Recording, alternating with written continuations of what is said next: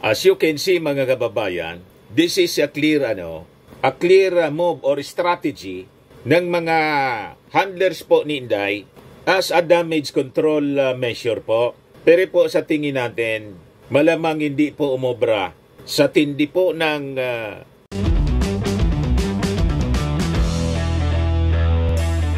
Ito naman po yung bago naming product na binibenta online. iGlow Serum, whitening po siya. Tingnan ninyo yung epekto sa aking anak na architect before and now. Yung mga inquiries po ninyo, dumiretso na lang kayo sa kanyang Facebook account, Riz Maravillas. Yung video natin mga kababayan, short video natin kahapon, umabot na ng 75,000 views. Ayan po mga kababayan, 22 hours, 75,000 views in counting.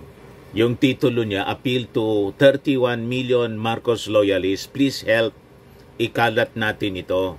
Ikalat ninyo po ito. Yung topic natin doon, yung tungkol sa misbehavior ni Inday, threatening our president sa pagsabing ini-imagine niyang tanggalan ng ulo yung ating Pangulo. Then yung kanyang banta na pag hindi siya tinigilan mga kababayan, huhukayin niya yung bangkay ng dating Pangulong Marcos Sr. So maraming salamat po sa ating mga Marcos supporters. Sabi ko sa inyo, sa inyong tulong po, yung gagawin lang po ninyo, like and share and subscribe. I-viral ninyo yung ating mga videos. Hindi lang po ako, kasi baka isipin ninyo, self-interest ko lang. Lahat po ng mga vloggers na sumusuporta sa ating administrasyon, tulad po ni Tapuan, birthday po pala kahapon ni Tapuan, si Randy Nabayra, isa pong Marcos vlogger, Marcos supporter po. Happy birthday, Tapuan. Tulad po ni GDB Comments, ni Mike Abe, ni Juan Historiador, yung mga kasama natin sa social media, si Kaki Raki, si Mima Alicia, sino pa ba?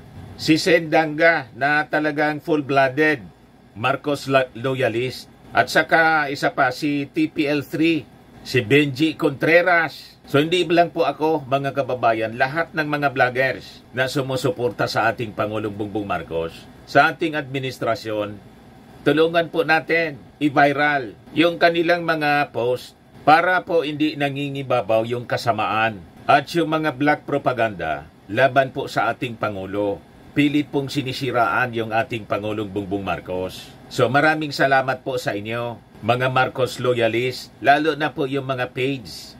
Salamat po dito, Bongbong Marcos loyalists, Facebook warriors. Maraming salamat po sa inyong suporta. Yung mga page po sa Facebook, ito pa BBM 17 President 2022, the OFW International Marcos Loyalist page, Bongbong Marcos Kami for President in 2022, tapos ito po Bongbong Marcos United Hong Kong chapter.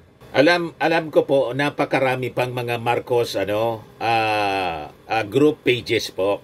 Tulong-tulong po tayo. Ang gagawin lang po ninyo, mag-share ng ating mga videos para po yung mga magagandang ginagawa ng ating administrasyon nalalaman ng ating mga kababayan at yung mga paninira sa ating sa ating Pangulong Bongbong Marcos at kay First Lady Lisa Marcos, pati kay Martin Romualdez. Sila yung target po ng mga kalaban. Ay mabilis po nating mabilis natin pong malalabanan yung kanilang mga fake news, paninira sa ating Pangulo. Tama po? So ngayon, dito sa ating short video mga kababayan, siguro nakita po ninyo, kahapon, nag-post yung kampo po ni Inday. Ayan po si Inday mga kababayan. Pumunta pala sa Baclaran Church. Sabi rito sa report ng People's Tonight, after mangwarsyak, matapos dumalo sa misa sa Baclaran Church, sinamantala ni Vice President Sara Duterte ang pagkakataong makipag-ugnayan sa lokal na komunidad, sumama sa mga bata sa food trip at bumisita sa ilang lokal na tindahan sa lugar. Sabi sa report ng Newswatch sa Plus Philippines, BP Duterte visits Baclaran to pray, dine. Yan po siya mga kababayan. As you can see mga kababayan, this is a clear move or strategy ng mga handlers po ni Inday as a damage control measure po. Pero po sa tingin natin, malamang hindi po umobra sa tindi po ng damage na nagawa sa kanyang pagkatao mismo, sa kanyang reputasyon. Sabi nga natin, in-expose lang ni Inday sa kanyang pagrarant yung kanyang pong mental condition. And in fact, ito po yung mga pinag-uusapan ngayon ng mga officials ng ating gobyerno, pati ng mga ordinary Filipino, yung mental condition po ni Inday. Kung fit pa ba siya na magpatuloy bilang presidente, vice-presidente ng ating bansa? Kahapon, nag-react si Senate President Chis Escudero at yung mga Young Guns congressmen, pati pari mga kababayan, na pariak na po. Ngayon, ang latest, nagsalita na rin mga kababayan, si DOJ Secretary Boying Rimulya. Sabi po dito sa report ng Impact Leadership, Sara's remarks on Marcos Sr. violate revised penal code, reflect troubling behavior, sabi po ni Boying. Sabi po ni Secretary Rimulya, Sara Duterte's remark about exhuming and throwing the body of the late dictator Ferdinand Marcos Sr. into the West Philippine Sea constitute a violation of the revised penal code.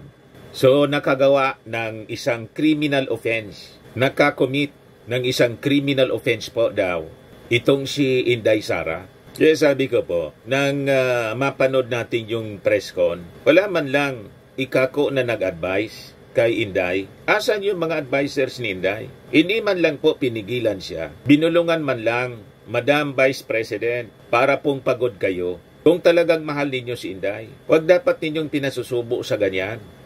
Kinat short na lang sana ninyo. Hindi sana nangyari ang ganito katinding magnitude ng damage na ginawa niya sa kanyang sarili. Actually po, ang dinestroy ni Inday, hindi man po yung ating Pangulong Bongbong or ang mga Marcoses. Ang dinestroy ni Inday sa kanyang press con, hindi man po yung Congress. Na galit siya po sa Quadcom, galit na galit siya doon sa Finance Committee, galit na galit siya doon sa Committee on Good Government and Public Accountability na nag-iimbestiga sa kanyang confidential funds. Ang dinamage niya po yung kanyang sarili. Sa totoo lang, kaya nga po seryoso ako sa aking mga sinasabi ngayon kasi sabi ko nga po sa inyo, magagalit sa akin yung mga DDS.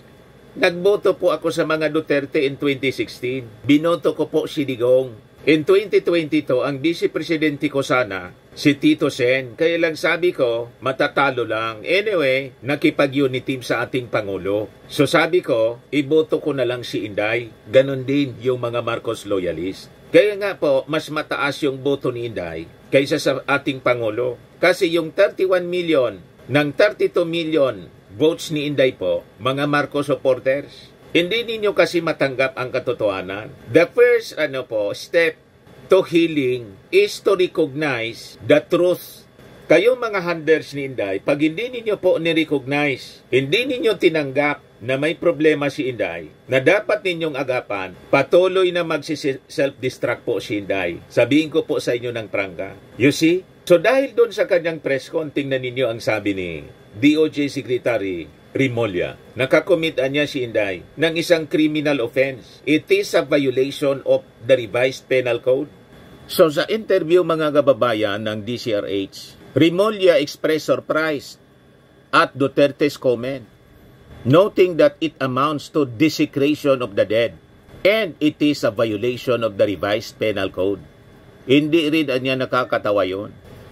Kita ninyo? Kung ako sa inyo po, makinig kayo. Makinig kayo po dito sa ating sinasabi. Hindi ko po kayo iniinsulto. Kaya lang, ang turing ninyo sa lahat ng mga sumusuporta sa Marcos, ng mga vloggers, lahat naninira, hindi na ninyo ma-realize ang katotohanan na itong mga sinasabi ninyong paninira ng mga Marcos vloggers, we are just stating facts. Sabi natin paulit-ulit dito, ang gumagawa po ng kasiraan ang mga Duterte mismo. Lahat nitong iniimbestiga ng Congress, walang rason na mag-imbestiga sana ang Congress kung walang nakita pong pagkakamali. At sa tingin ko, pag hindi nagbago ang strategy ninyo ng mga Duterte, tuloy-tuloy na pong masisira ang political career ninyo po. Nasa sa inyo din yan. Sabihin ko po sa inyo ng prangka, hindi uobra po ang angas. You read history. Lahat po ng maangas na leader sa mundo natunaw. Kasi nga po, sabi sa Bible, pride comes before destruction. Kung hindi nyo yan naintindihan, sorry kayo. Tiningnan ko po yung mga reactions ng mga Duterte supporters, yung page ng Mahalin Natin ang Pilipinas, page ni Inday po. There's no remorse. Lahat panggatong pa kay Inday. At patuloy kayo na nagpipraise kay Inday. Hindi kayo totoong nagmamahal kay Inday. Lalo ninyong sinusubo sa kapahamakan si Inday, sa totoo lang. Tigilan ninyo ang angas ninyo. Hindi po yan, walang maidudulot na mabuti sa sobrang angas. Yung branding ninyo sa inyong sarili na kayo ay matapang, maisog, hindi na po yan uubra. Kasi nga po, sabi dito sa amin, sa Bicol, daing pangpang na daing kahampang. Walang pangpang na walang katapat. That is a fact and that is the reality in life po. Pero this advice na galing po sa akin, na sincero kong isinishare sa inyo na mga Duterte supporters, kung ayaw ninyong pakinggan kasi galit po kayo, wala na po tayong magagawa. So sabi dito sa balita, during a press conference on Friday as a background, Sara Duterte revealed that she once warned Senator Amy Marcos that if alleged political attacks against her continued, she would exhume the remains of the late dictator and throw them into the sea. Isa pa, mga kababayan, itong si Senator Amy Marcos, tiningnan natin yung kanyang page. Busy si Senator Amy sa kanyang pangangampanya. Wala siyang reaksyon to defend his father. I think si Senator Amy is really committing a serious mistake, just like Inday. Senator Amy, sa totoo lang, alam kong napanood mo yung press ko ni Inday. Ang ibig sabihin nun, na ginawa niyang public ngayon yung sabi, group chat lang yung warning niya, sinunog niya yung tulay. He burned the bridge between you and the Duterte. Yun ang ibig sabihin nun. Pag hindi ka pa dumistansya, iwan ko lang kung ano yung mangyari po sa inyo pong political career. Ang ibig sabihin nun, sinusumpa ka na nila, wala ka nagmaasahan sa mga Duterte kasi ang tingin sa inyo po, manggagamit. Ngayon, kung mahal mo si Inday, pwede mo siyang tawagan at kausapin ng masinsinan at pwedeng mag-advise sa kanya. Kung hindi po, sumpungin. Pag sinumpong po si Inday, baka po masaktan ka, hindi lang sa pananalita, kundi baka maging physical. Kasi nga po may tendency si Inday na kailangan po ng professional help. Yan kung gusto mo siyang tulungan kasi mahal mo talaga siya bilang isang kaibigan. Kung totoong mahal mo siya bilang isang kaibigan, you seek professional help na para masakluluhan si Inday na hindi tuluyang mag-self-destruct or tuluyang bumigay because of the tremendous pressure sa kanya ng congressional investigation. And I think yung congressional investigation will continue. Lalo pong nagalit yung ating mga congressmen dahil sa press con po ni Inday, talagang kakalkali nila. Makikita ninyo sa kanya pong mga gestures po, kakaiba. Yes, sabi dito, Rimulya also commented on Duterte's remark about considering cutting off President Ferdinand Marcos Jr.'s head, saying that it shows how extreme her thoughts have become. Buti na lang di siya tumakbo ng presidente, baka nanalo pa. He concluded by stating that it is crucial to understand what Duterte is truly made of. In-expose ni Inday yung kanyang mental condition. Yon agad yung aking sinasabi noon sa unang reaksyon natin ng kanyang press con. Ngayon po, tingnan ninyo, lahat ng mga nakapanood, ordinary people, the public, mga netizens, mga government officials, legislators, pari-parihas po yung kanilang sinasabi. Kasi yun man talaga po ang nakita sa pagkatao po ni Inday. Kailangan po niya ng professional help. Tigilan ninyo yung denial ninyo. Hindi yon makakatulong. Sa totoo lang po. Kaya kayo, nagatong ng gatong kay Inday na mga supporters niya. Huwag ninyong ipahamak po si Inday. Sayang si Inday. Lahat ibinoto natin, di ba? Nagkaroon lang ng rift because of the attacks ng kanyang tatay. And later on siya na mismo yung umatake. Kaya nagkahiwalay po. Pero ako personally, as Marcos supporter, naawa po ako kay Inday. Sa totoo lang, yung sabi dito ni Rimulya, it does not speak of a sane and clear-thinking person. Iba na yon. Non-compos mentis of unsound mind anya. Hindi na sa tamang pag-iisip. Latin po, non-compos mentis of unsound mind. Nawala na siya sa sarili. Ibig sabihin, madaling sabi, na yung pinanggagalingan. Buti na lang di siya tumakbo ng presidente. Baka nanalo pa. You see, mga kababayan. Ngayon, ano sabi ng mga house leaders po? Tulad po ng sinasabi natin, recommendation natin po. Sabi dito, House Leader suggests psychological evaluation for Sara. Sabi po ni Representative J. Congon ng Zambales, kailangan ng masusing psychological assessment upang matiyak kung siya ay karapat-dapat pang maglingkod sa bayan sa ganitong kritikal na posisyon. Sabi niya, for someone in such a high position to make violent, grotesque threats, even in jest niya, kahit pabiro, shows a troubling level of instability. Makikita nyo sa niya, sa gestures niya, sa pag-behave niya.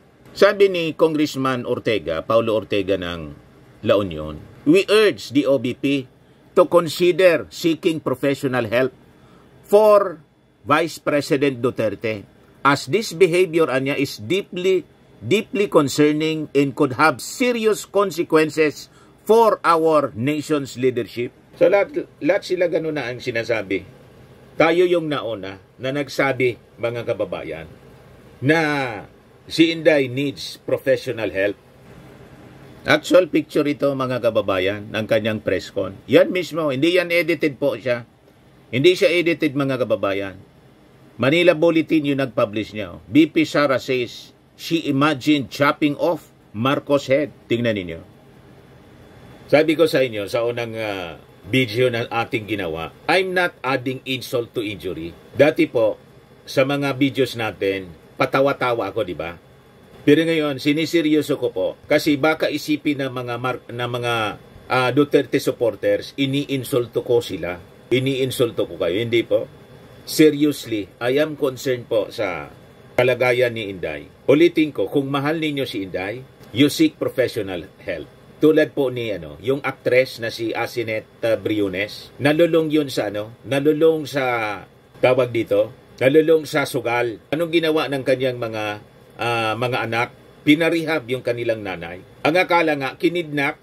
Ito yung balita. Asinet Briones nagsalita tungkol sa kanyang pagkawala. Itinangging nalulong sa kasino. May denial pa rin siya, mga kababayan. Nung interviewin siya ni Julius Babaw. Kasi yung mga nalululong sa kung ano-anong bagay o mentally depressed po, talagang may denial po siya. Ang nakaka-observe niyan, yung nakapaligid. Pero yung sarili, nawala na nga sa sarili.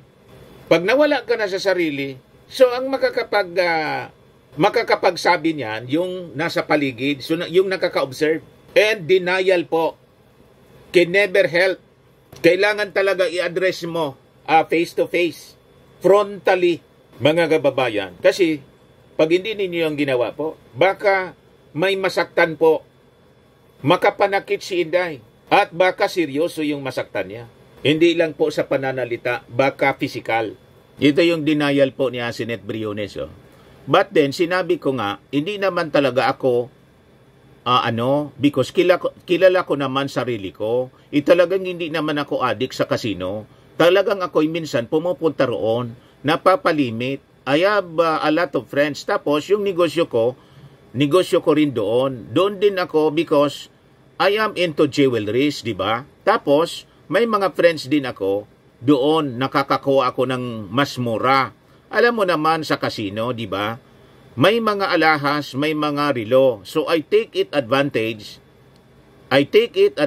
sa kinukuha ko rin na then pinupuhunan ko, then I'll sell it back, paliwanag niya.